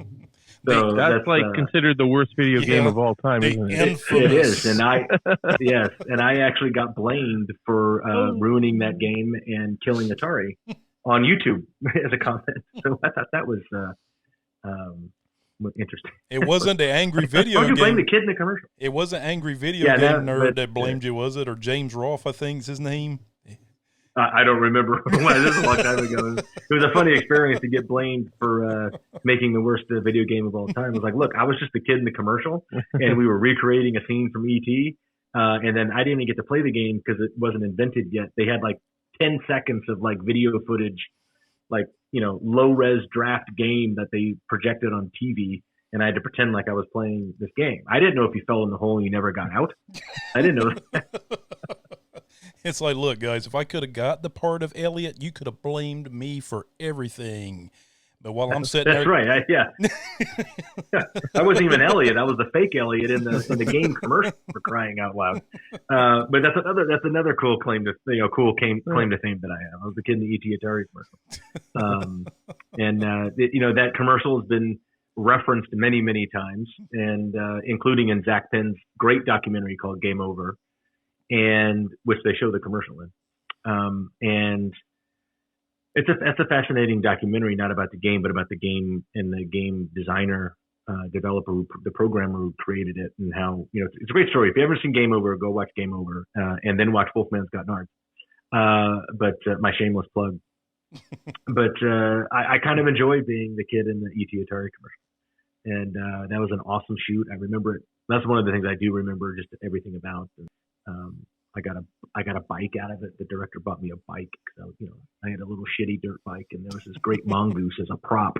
And I asked if I could buy that bike, and they said, no, that's a rental prop. We have to return it. And I was like, oh, okay. And on the last day, we shot this commercial for 4 days. And on the last day of the shoot, they wheeled in a gorgeous red and gold Diamondback bike, which was like a $400 bike back then. And then the Atari people came over and gave me a game console and said, and I'm going to mail you every game, that Atari makes.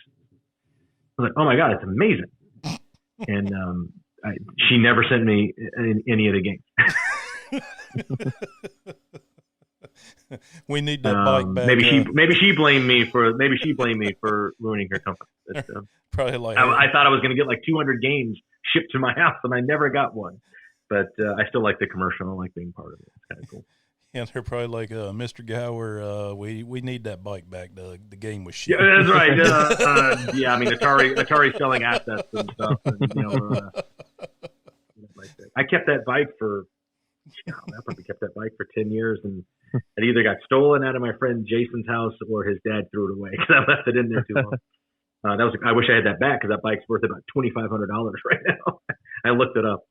It's crazy. But So you had mentioned like sort of the cult success of the Monster Squad. Has there ever been any talk? Like, has anybody ever approached you say, "Hey, yes, we're not making Monster Squad 11 or anything like that, but wouldn't it be cool to make a sequel all these years later?" And now all of a sudden you're almost like your dad.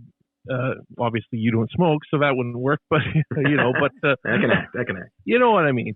Sure. Because that seems to be a popular thing these days to make sequels all these years later. So has that ever come up at all? Yeah, that's come up in more than one context, on more than one kind of level of actual maybe happening or not. They were remaking it for a number of years. Ironically, Rob Cohen and Michael Bay's company were going to remake it, and they ended up actually not. That ended up not happening, and everybody rejoiced. Because I don't think remaking it. We've already remade Monster Squad a dozen times over the last 30. Like, we've seen these movies. That those are remakes, and just click on Stranger Things and experience that same thing. You don't need to remake the Monster Squad. But a sequel story is a different thing. A lot of people have been interested in it. I think there was one point when Fred and Shane were shooting the new The Predator that came out a couple of years ago. They were talking. It's always been to answer your question, Steve. Yes, it's always been a rights issue. It's been a weird thing where for years no one actually knows who owns the rights to the Monster Squad. For years, Lionsgate had the video rights. That's who put out the DVD, but didn't have the theatrical or remake right or title rights. Sony had it for a little bit. It reverted back to Paramount. That's when Bay had it, but it was off of Paramount. But then if you actually ask Paramount to produce the documentation, apparently they can't actually prove that they own the rights to it. They just say they do, and they make the money off the licensing. So it's been a weird thing over the last 10 years. Because we had to deal with a little of that with Wolfman's Got Nards getting, we didn't need approval because all of our Monster Squad footage in the documentary is fair use. But we had some amazing behind the scenes footage because they were shooting a documentary of us making this monster movie back in '86.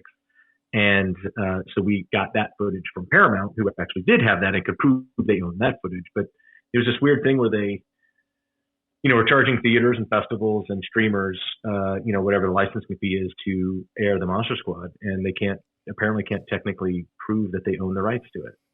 There is potentially some updates to that changes this year that I don't know, the current status of that, but there may be some movement in the rights issue in the next 10 or 12 months, and that'd be kind of cool to see what that happens.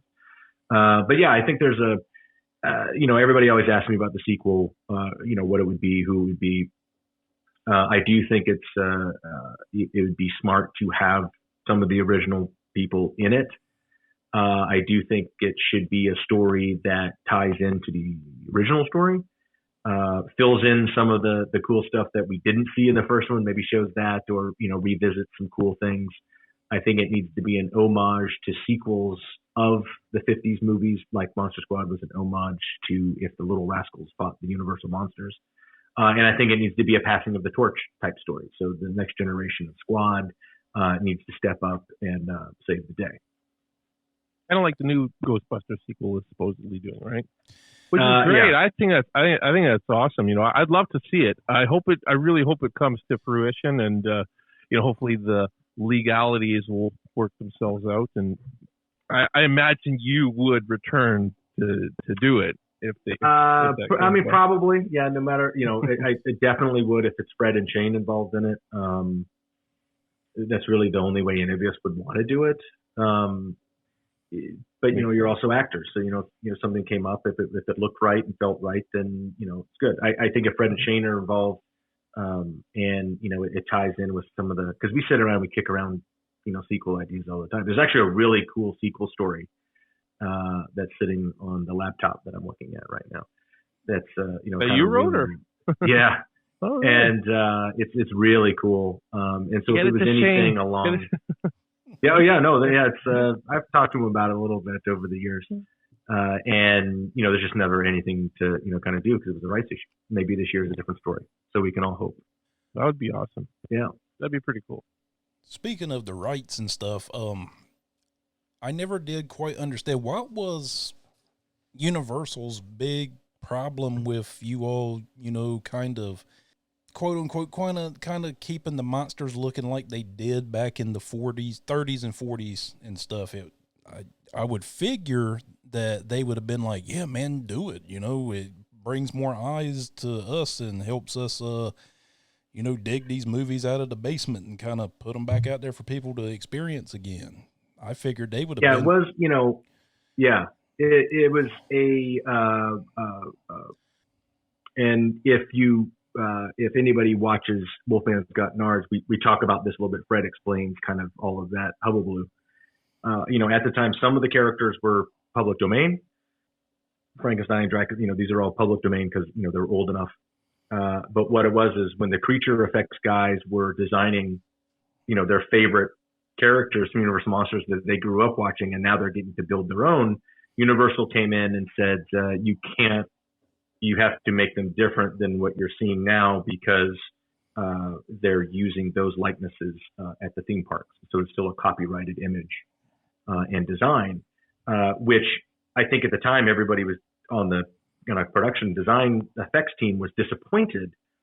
And then I always celebrate the fact that was the best thing that ever happened, because instead of just copying what like Jack Pierce design, makeups did at the time in the 50s or the Universal stuff, these guys had to reimagine and create their own thing. And that's what set Monster Squad and the monsters apart in the visual effects and the creature effects department, because it changed it changed the paradigm of creature making that lasts to this day. They invented design and techniques and things that have just become as iconic as they would not have been if they had just copied, the square-headed, square foreheaded Frankenstein's monster and put the bolts in his, neck and things like that, and made him green. They wanted to make it, more, and then they had to reimagine a creature from the Black Lagoon, and, Shane Mahan reimagined, Matt Rose and, Steve Wang doing the Gillman, thing they created a new way to build suits, which now everybody builds suits that way. And they did that for Monster Squad. And Shane Mahan taking the mummy and making him small, like real mummies were, instead of making this big lumbering kind of monster. And, keeping Dracula kind of to this kind of Victorian looking look. In the sequel, I think Dracula needs to, if there's a Dracula, he needs to be updated, or a bad guy needs to be updated. But, and then the Wolfman was just off the charts. It was kind of an amalgam of all the other awesome Wolfmans in the time, from time prior. And they put all the great attributes into one and really made an amazing Wolfman costume. Yeah, even the transformation scene. I did like a short little video series where I did top 5 transformation scenes in film, and I put that one at number 4. Yeah, a lot of people do. It's on a lot of people's top lists, and it's just amazing. And what's great about I'm still in touch with those guys that were 20-something-year-olds And now they're the legends and the icons and the big monster creators of today. And they have their own shops and they're the biggest names in the business. And we got to go visit them, and they're in, the documentary. We got to sit down in their shops, and they got to, tell their stories. And these are the top guys in the business now, building creatures and effects. And when you sit down and they talk about Monster Squad, it's like they go right back to being a kid again. And but they really changed the game in 1986, and the effect has lasted to today. Yeah, I've heard so many people say especially with Gilman, my normal co-host on this show, Luke, he's a huge Creature from the Black Lagoon fan. And he goes, yeah. Monster Squad's Gilman kicks ass over any other interpretation of that character. He's like, when he comes up out of that water, he literally looks like something you may want to run from. Yeah, and it's a great impact, and it's a great, there's a great scene in the documentary where Matt, Rose, and Steve are talking about building that suit, and the very first day on that suit, they put him in the water, which killed them because you're like, we don't know if this is gonna hold up, and it did, and it looked amazing, and Matt Rose died 2 years ago, I believe, and Steve's still around, and they all just make this great stuff, and. It's just fascinating to have been part of something like that with these people that make something so amazing. That have also made some other amazing stuff that you recognize. But these are the unsung heroes that you don't know their names all the time. And but everybody in the industry knows who they are, and because they can't make their movies without them. And it's interesting. Full circle is a story. Mike, the guy that.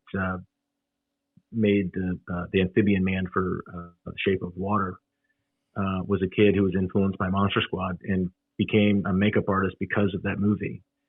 And then fast forward 30 years, and he's working on Del Toro's movie with John Rosenkrantz and Shane Mahan, who worked on Monster Squad, to make the Creature from the Black Lagoon, Gilman / Amphibian Man for Shape of Water, which was a gorgeous suit.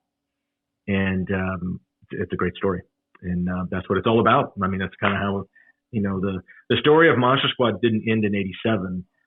It just really started beginning, and it's still being talked about 34 years later because of guys like that and stories like that, and guys like you that we get to sit around and ask questions and tell stories and anecdotes, and it keeps it alive, and it keeps people's love for movies and cinema, whatever you want to call it, horror or genre or sci-fi, creature features.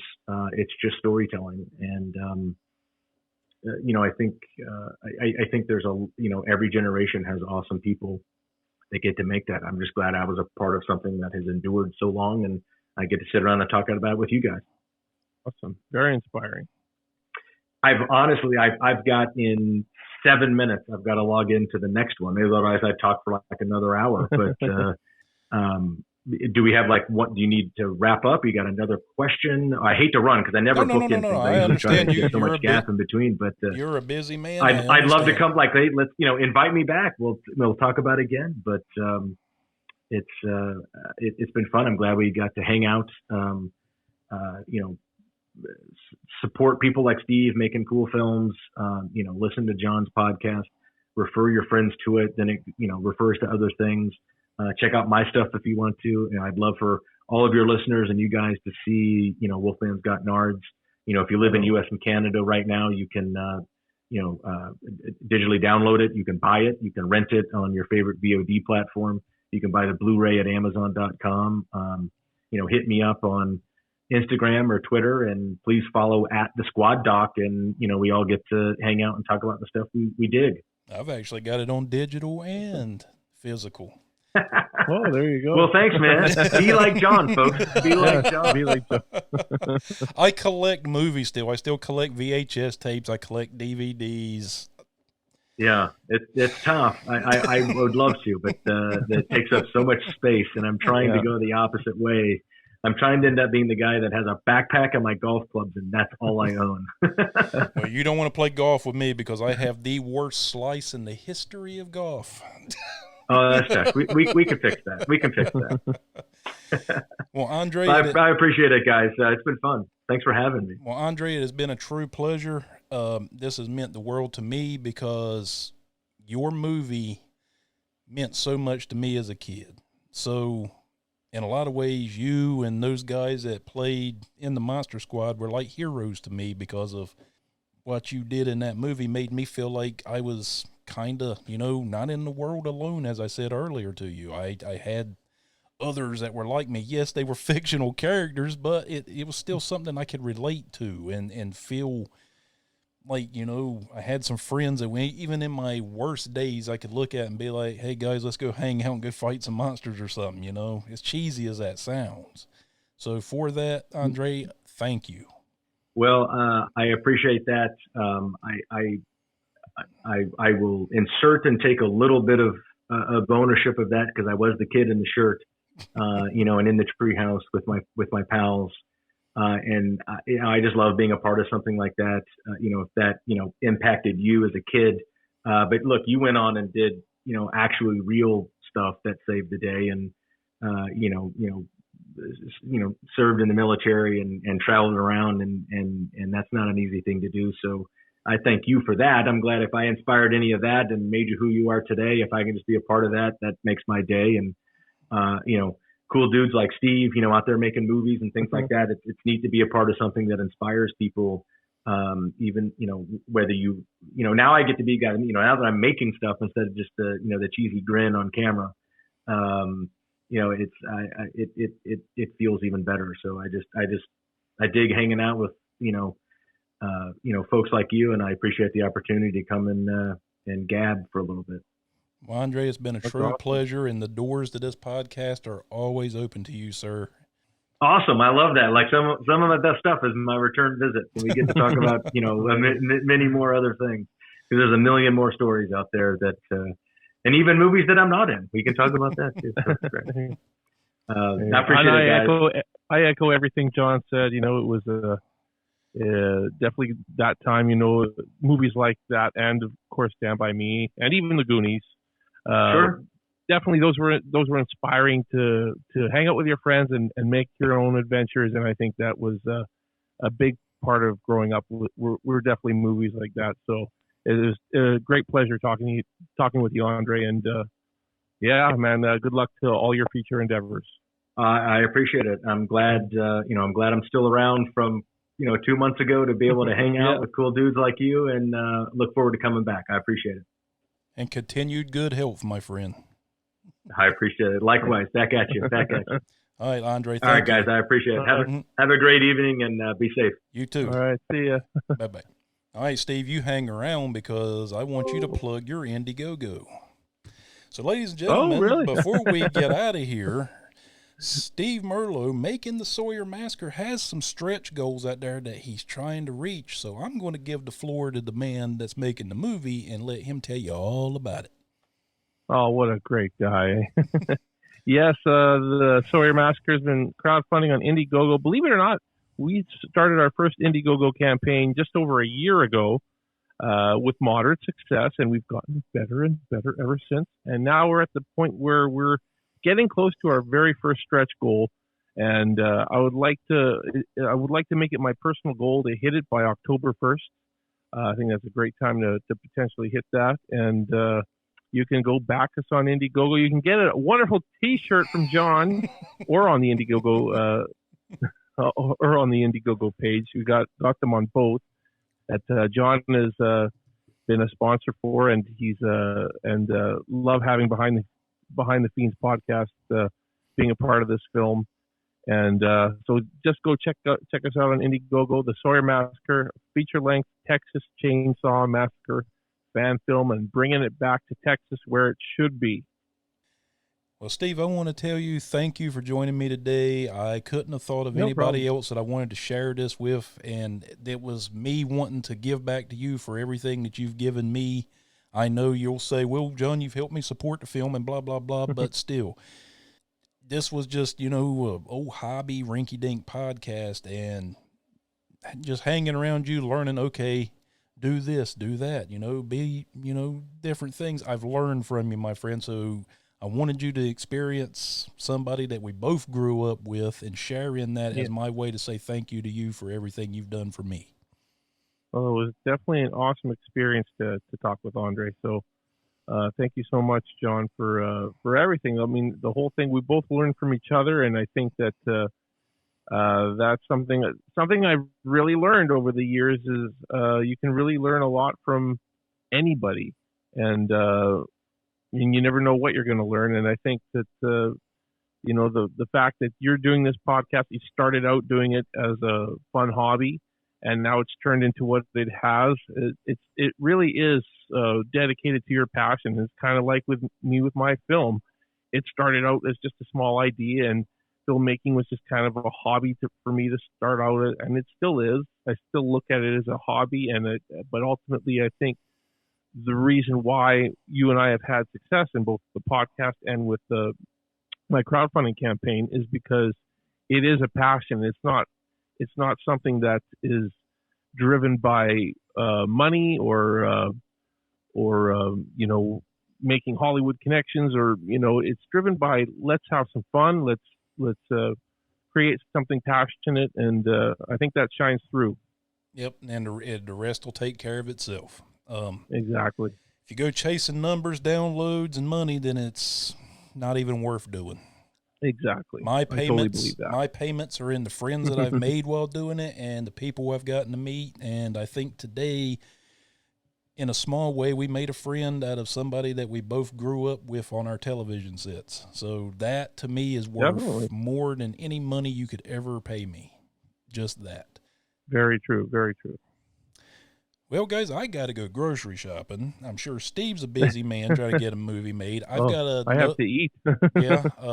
And I also have another episode of the 60 Days of Fright that I'm working on. It's the old 13 Ghosts movie from the 50s, not the new one. I'm actually doing the new one. It's the old one from back in the day. So I got to get to work on that so I can have it to you guys tomorrow. But I want to say thank you guys for always supporting me, Steve. We all appreciate it. We love you guys. Continue to strive for your dreams. Never settle for just minimum. Always strive for more and work hard, and anything is possible. But this is your old buddy John, and that man right there is the talented filmmaker Steve Merlot, and we will see you again on Behind the Fiends.